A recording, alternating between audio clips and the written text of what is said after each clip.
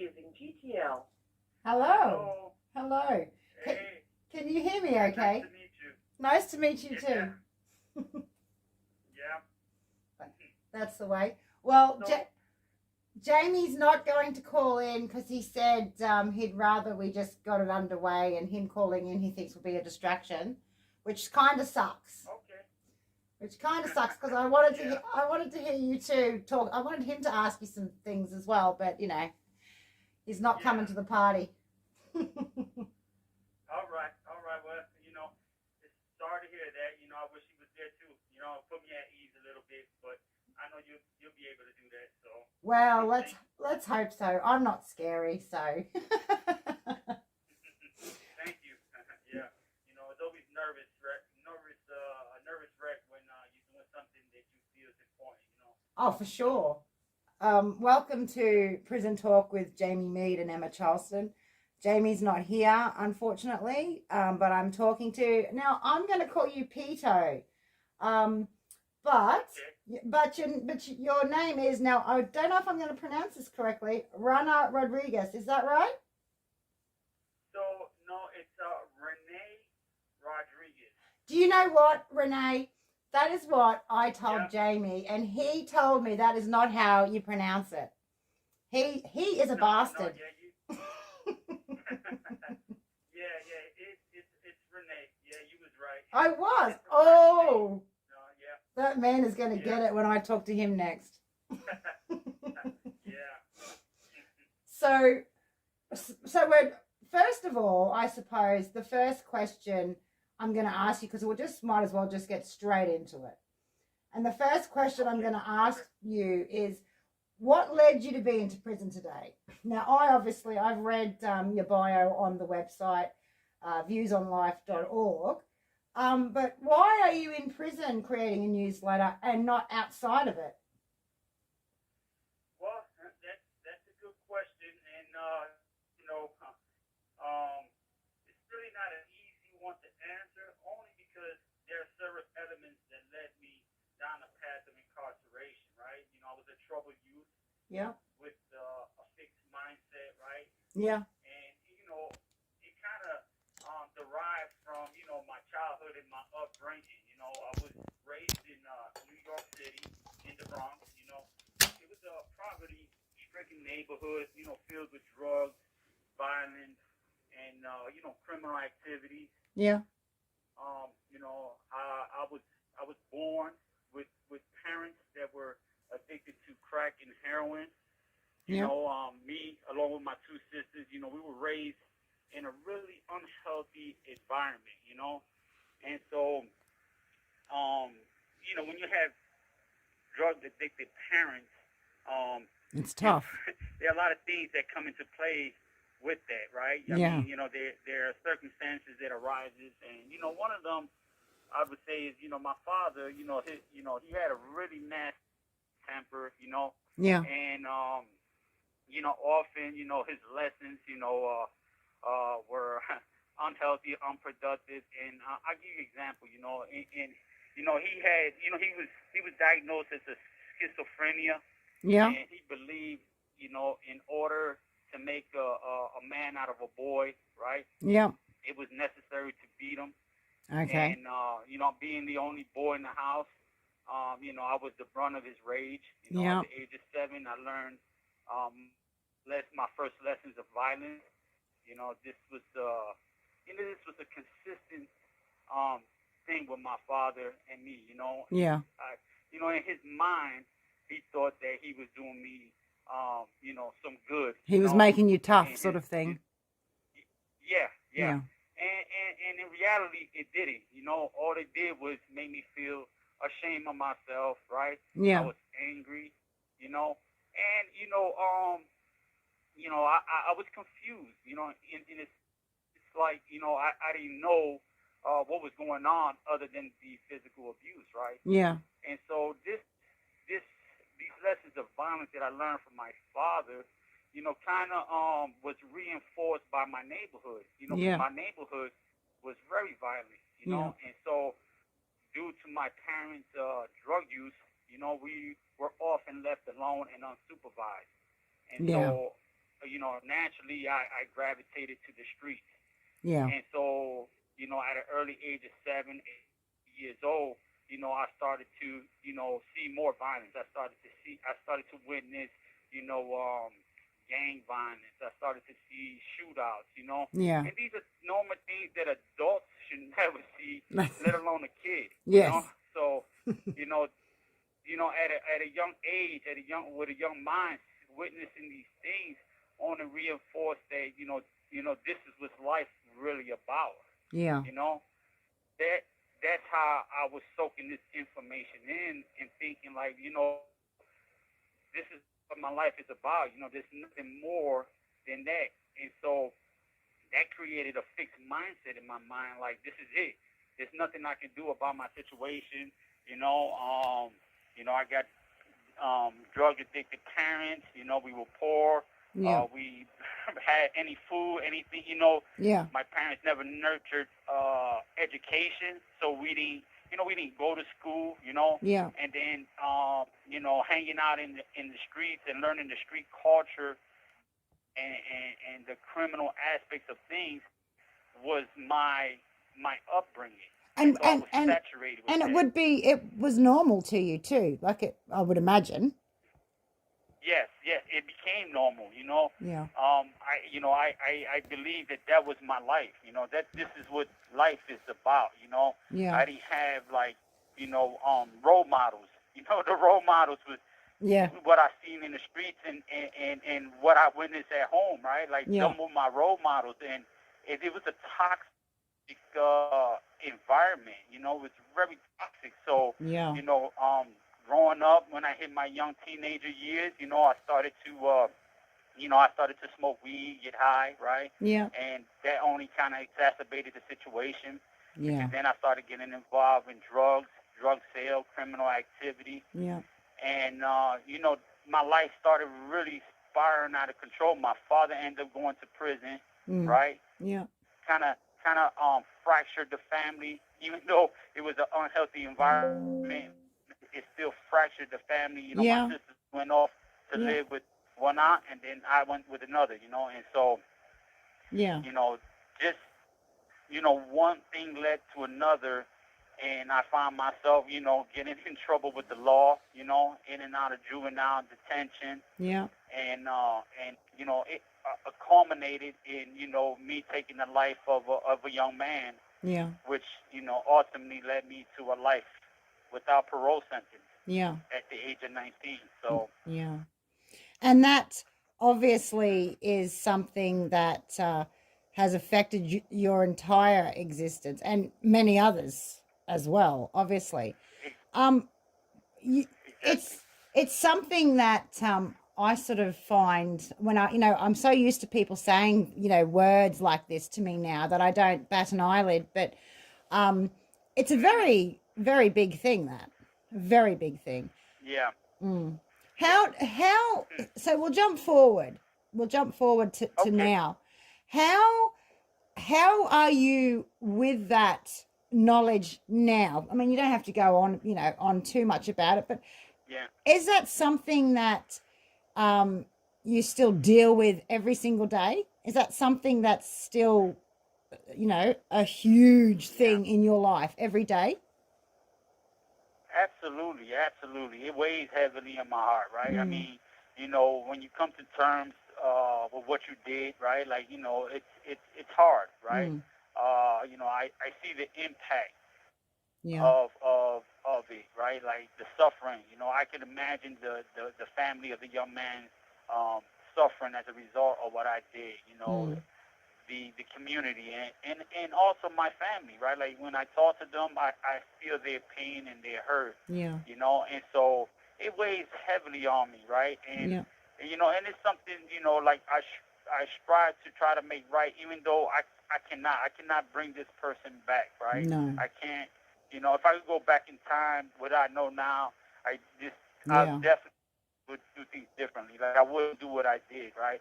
Yeah. But I was lost, and out of my mind. But now I do realize, the impact, the significance of what I've done, and it does weigh heavy in my heart. Like, there's not a day that day goes by that I don't think about it, you know. Yeah. And at times, you know, it almost, you know, you know, in the solitude of my room, you know, you know, I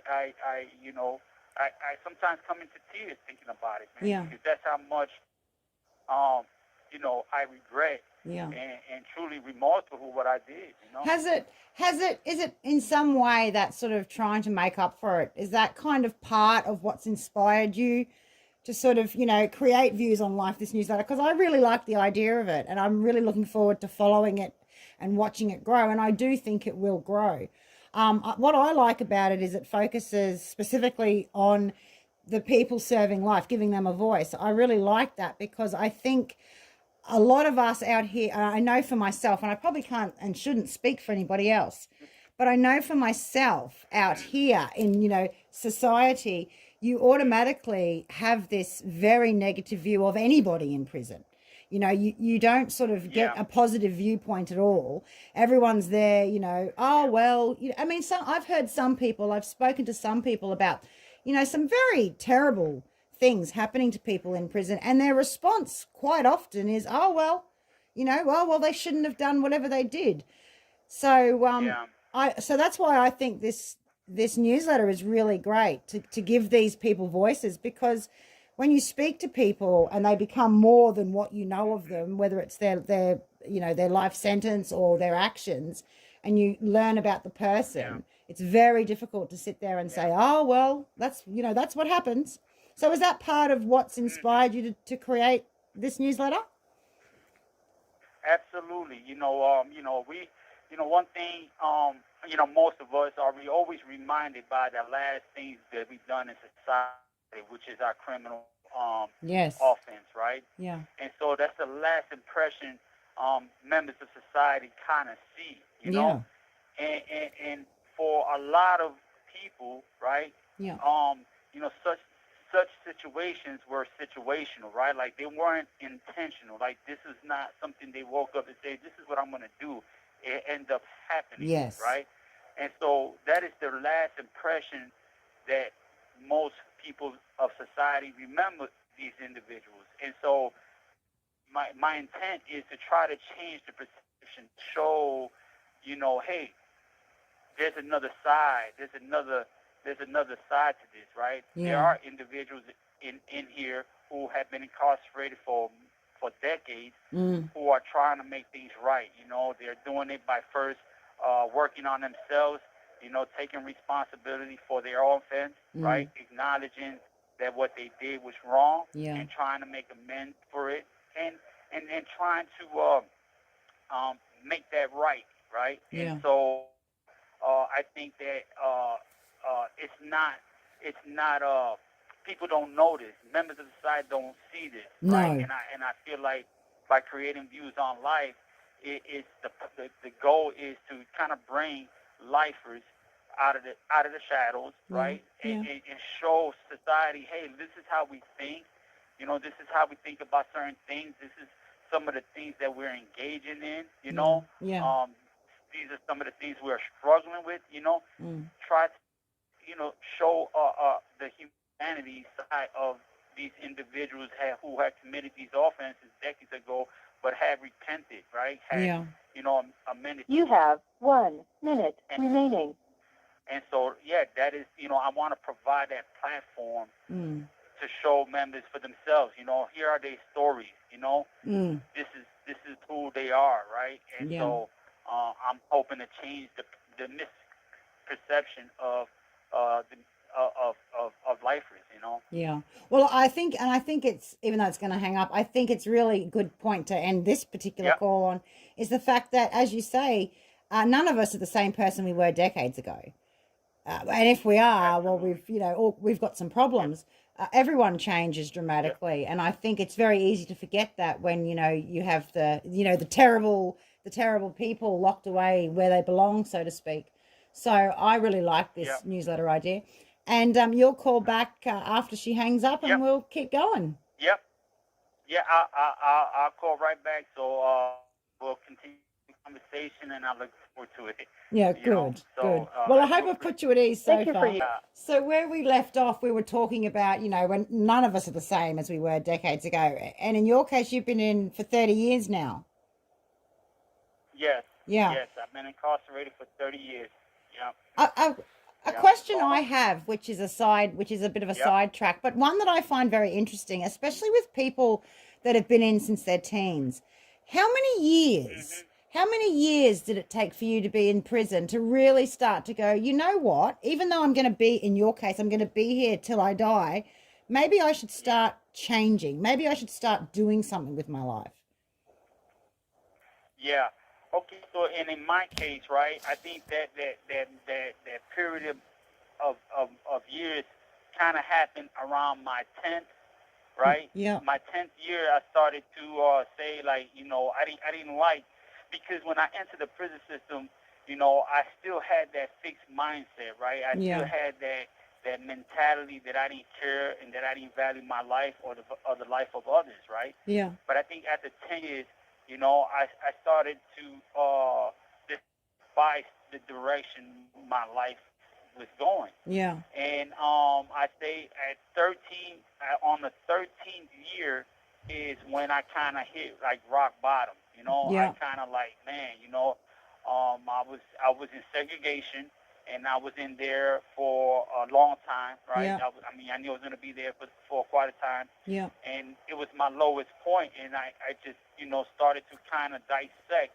the path that I was heading to, and what did I want, right? Yeah. So I think during that time, I kind of made a commitment. Like I didn't like my life, right? Yeah. And so I had to choose another option. What that option was, I was unclear because at that time I wasn't really pursuing education. I would say that I was still asleep in a Yeah. sense of my mind, right? Like educated, Yeah.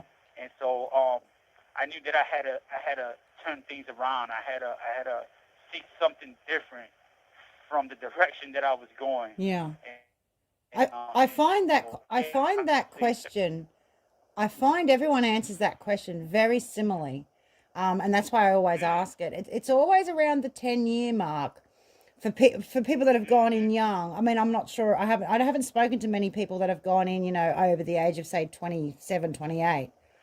But I yeah, find that very interesting, and I wonder if it's because of age, or if it just takes 10 years to realize, let's stop doing this. So you mentioned yeah, education, and I really value education, and so I understand what you're saying when you sort of say about that mindset, because education, it allows you to open your mind. And I read in your bio, yeah, in your personal narrative on the website, that you just spent a lot of time just reading books, all sorts of books. You weren't necessarily getting a formal education at this stage. yeah, yeah. So yeah, like I was saying, I was unsure on what direction. So I just started to read, right? I Mm. started to crack open books, and they first began with books that dealt with with Puerto Rican. I'm Puerto Rican, right? Yeah. And so I always wondered, what that meant, right? Like, Yeah. what is a Puerto Rican? Because I had no clue. Yeah. And so I started reading books about my culture and about, history.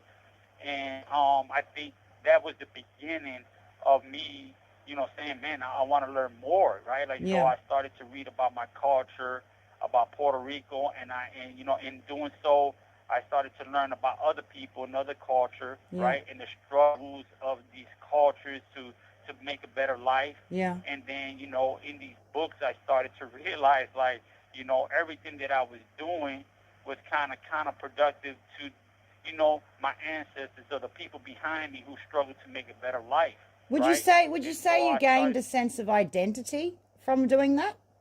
yeah, absolutely. Yep. I definitely gained a sense of identity of who I was. Yeah. The struggles that my peoples kind of went through Yeah. in order, to make a better life. And here I was destroying that culture, right? Like, Yeah. because of my behavior, I was playing a part in destroying the culture that they were trying to flourish, so to Yeah. say, right? Yeah. And so I didn't want that no more, you know. And so I started to embrace a lot of moral concepts from these books.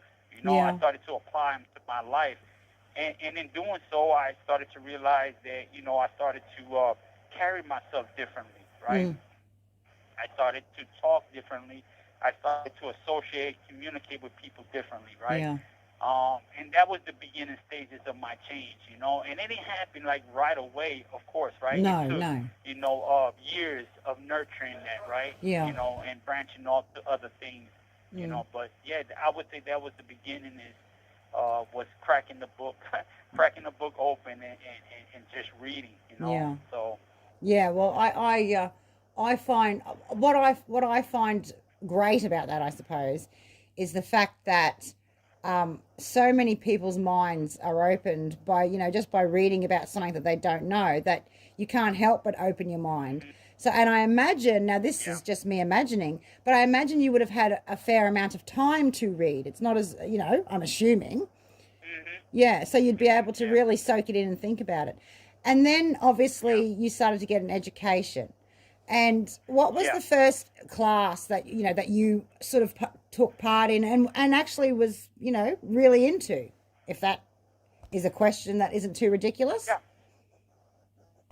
No, no, absolutely. It's a good question.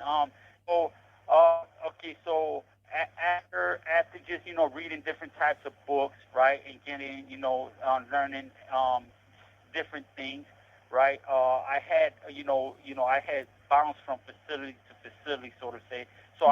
I kind of reached a facility where a group of guys who were like college educated prisoners Yeah. who were like sponsored educational program. They were like more peer sponsored program. They were Yeah. not credited in the Yep. sense of a college education, but they offered them to guys who perhaps couldn't afford it Yeah. and still wanted to have that kind of experience. You Yeah. know, and Jamie, I remember, me and him being in the same facility. He was one of the individuals that was kind of facilitating Yeah. these programs. And so he was like, hey, we got these, these classes, these courses, and they might be good. And I'm like, man, sign me up. I want to do something, Yeah. you know. Yeah. And so I started engaging in these college, non-credited college courses, and I found that, I kind of liked that, Yeah.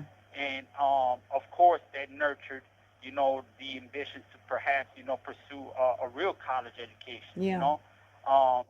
The problem with that is that when you pursue a college education, especially when they didn't provide one at that time Yeah. for you, right, Yeah. is the financial expenses. Yeah. And so for me, that was a major roadblock. I can't afford Yeah. you know real college courses, but it had a desire to want to, Yeah. and the funny thing is like perhaps after a couple of years of taking these peer sponsored courses, Yeah. Calvin College, through their own back donations from people from society who donated a lot of money in order to provide. They entered the prison system and started to provide a college education, a bachelor's degree, Yeah. for individuals. And so they had a screening process, an application process, Yeah. and I went ahead and I filled it out, and I was granted, Yeah. not the first year, but the second year, I applied, Yeah. and I was granted a scholarship to engage in this educational program, and for me, it was a life altering experience, Well, because I was gonna ask you. I was gonna say, how did that? yeah, How did you feel when you were accepted? Like, because you got the scholarship, so obviously I'm assuming the idea of a college education was fairly distant in your mind without this scholarship. That must, as you said, and then you said it was a life altering moment. Do you think? yeah. Do you think that if, because, obviously not everyone in prison is running around trying to get an education, but do you think if it was easier to obtain, more people would? Yes, I think that I definitely, if there was access to college education, I think that more people would engage in it. It's just that the screening process is so high. The bar is so high to get through it, right? Yeah. And it kind of discourages people, right? Yeah. It says, well, this, if people believe like, man, there's no way I could get into that, right? Yeah. They're only gonna pick 20. I don't have, there's no way I could make it, right? Yeah. And so that, that that self kind of deflates a person, and Yeah. so it discourages them, even though in their heart and their mind they want to pursue it. Yeah. It just is so hard. So I think that if there were more college courses that people could take, I'm sure that people would engage in that process. Absolutely. Yeah. Now I'm just wondering, and I'm just guessing here. Um, you spoke about there was the Calvin Restorative Justice Club or something like that. Yeah. Does that have anything to do with providing a bit of education, or is that something different? Okay. So it was different, but it was connected to Calvin. So and what I mean by that was so you know Calvin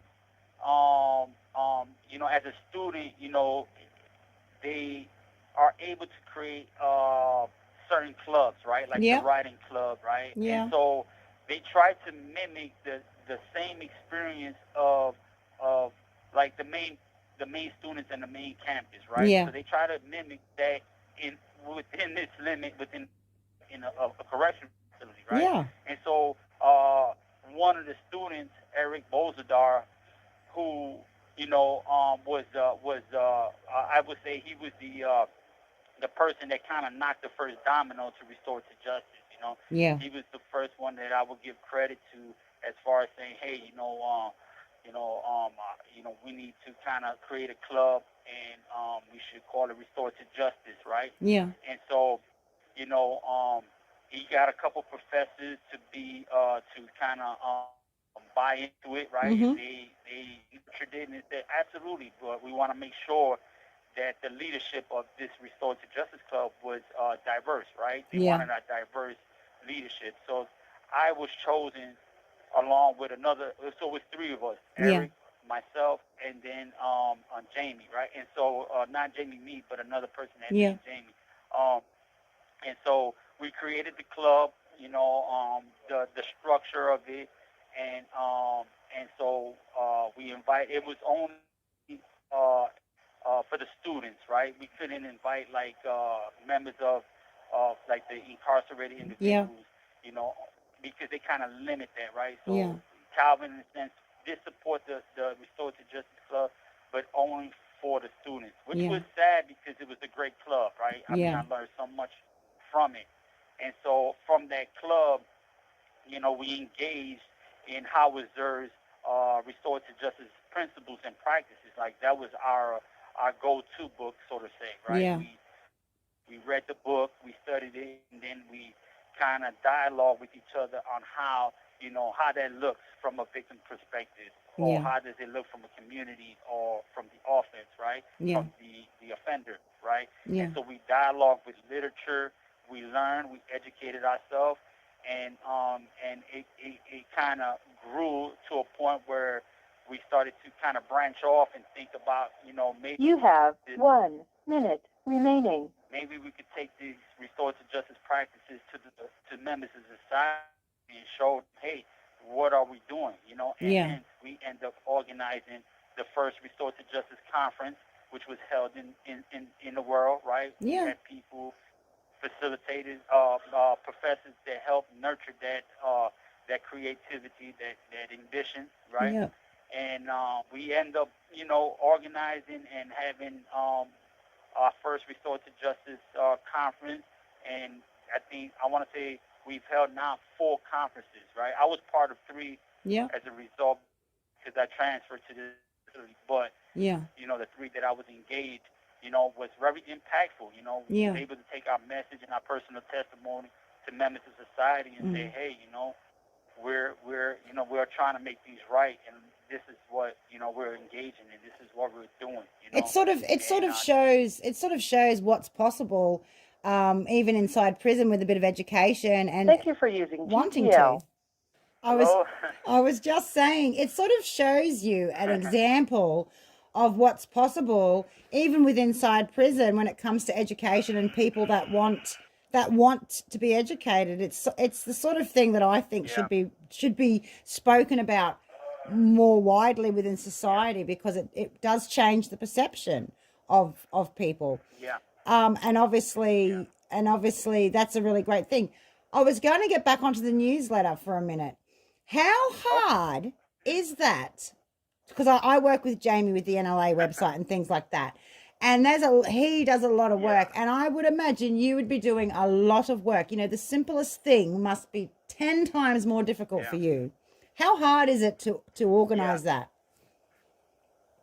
It's very difficult, right? It's not easy. Mm, First I have to, when people know about it, they are often eager to want to write, right? Say, yeah, oh man, I want to write, and so I encourage that, right? Hey, yeah, speak mind, perhaps talk about this subject, right? Talk yeah. about restorative justice, or talk about, something, right? Mm, And so uh, they are, excited to do it, and then when they try to engage in the process, they find that it's a little more difficult to sit down and write, right? Like you yeah. can't, you could probably write some quick thoughts, but then to kind of Mm, write it in such a way that have a message, right? There's a message, there's an intention, there's something behind your writing, and often they fall short. yeah. And so I think that is probably one of the hardest things to get guys to kind of write, and sometimes I take time to help to develop that, right? Yeah. Which Well, I takes mean, a lot of time. it's something you have to, Yeah, it's something you can't just do straight away. You have to, I mean, I like to write too. So it's a process. yeah, You can't just pick up a pen after yeah, never writing and just magically be a fantastic yeah, writer. That's not a thing. yeah.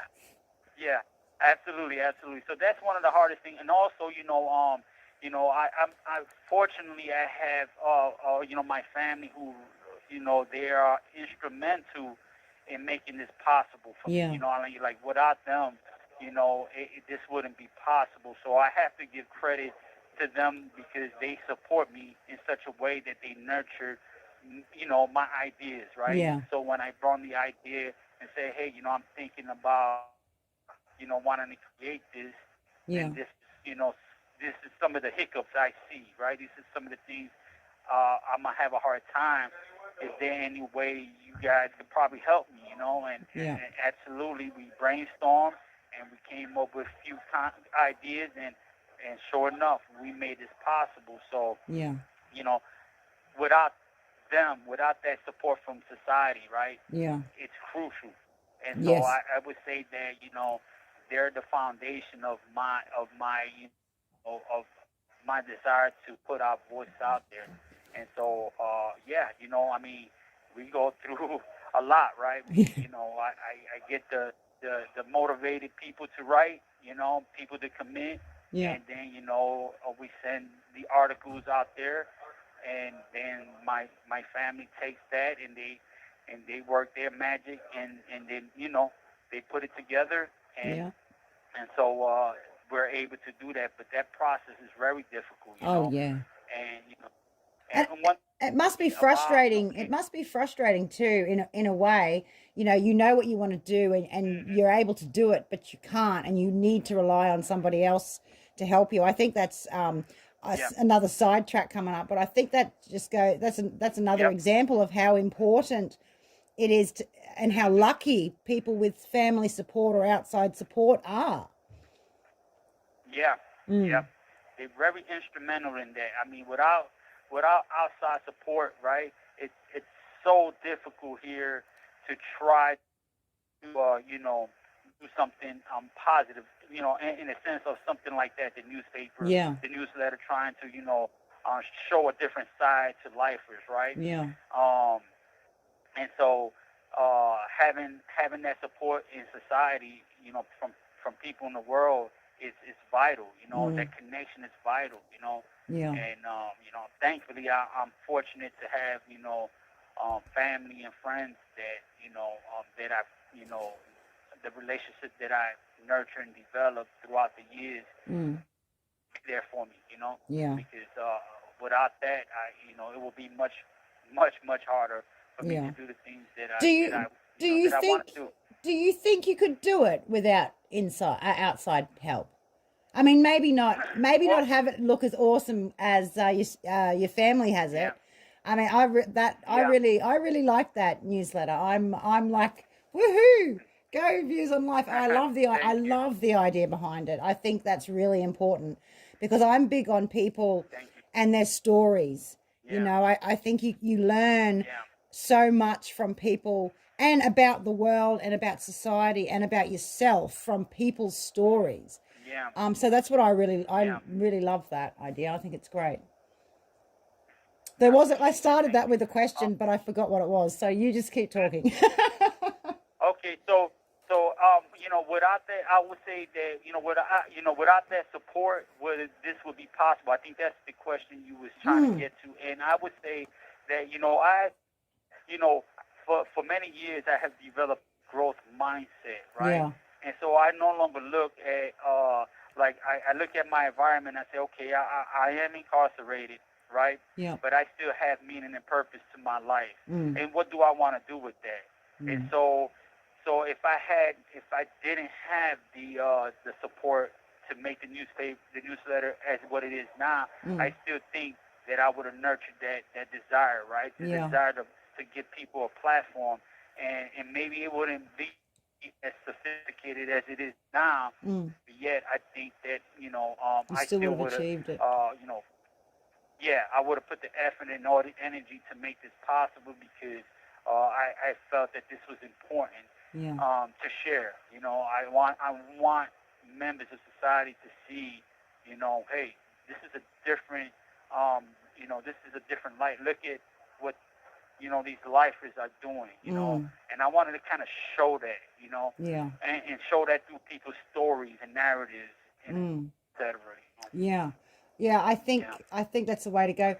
I also liked that recipe. There was I think it was the second issue. There was a recipe in there, and I'm going to try that. I haven't done it yet, but I really liked that Yeah. because I mean it's just a recipe, but I was like because you don't sort of you don't well I don't sort of sit around thinking, oh gee, what do they eat?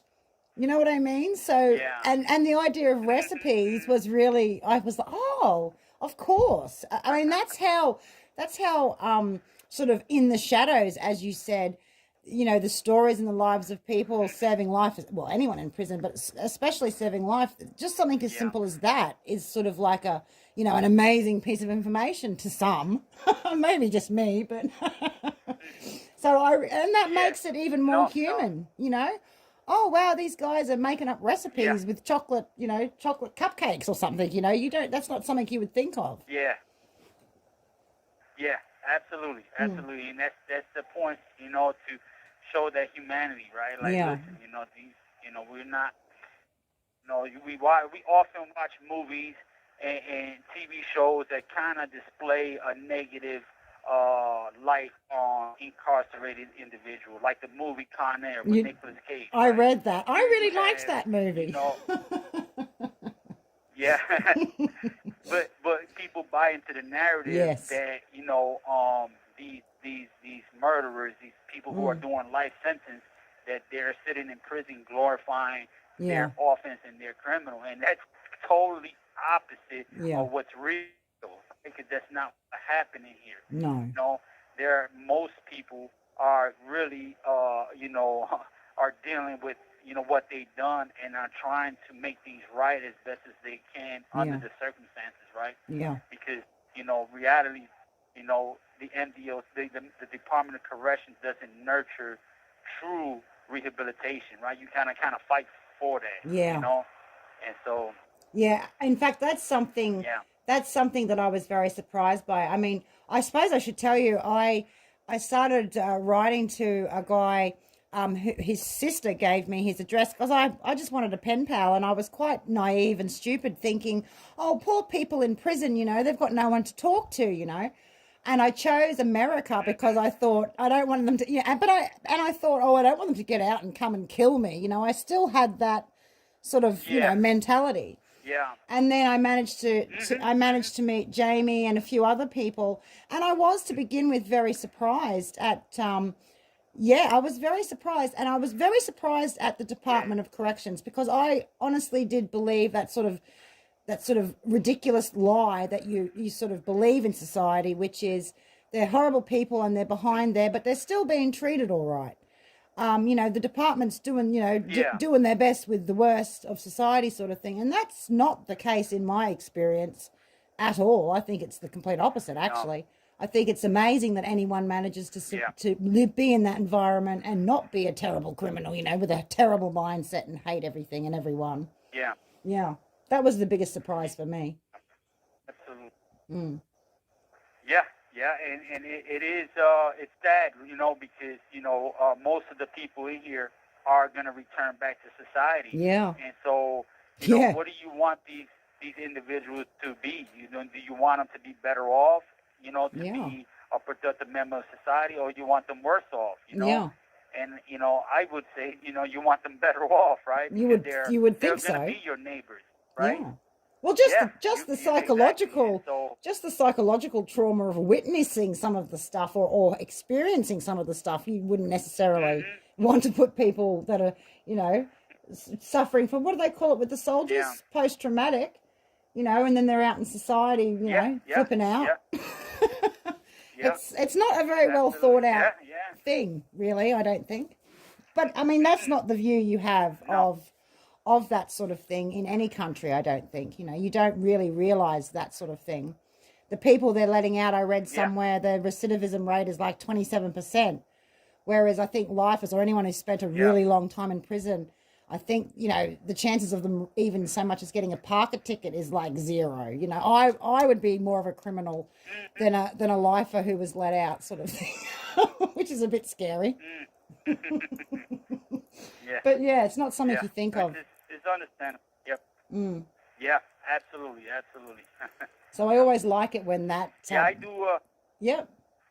Yeah, I'm sorry. No, I was just going to say, I always like it when that viewpoint is shown through the people I talk to. Everyone sort of proves it right that, if you want to do it, you can, and you're doing it in spite of your surroundings and you're doing it in spite of everything.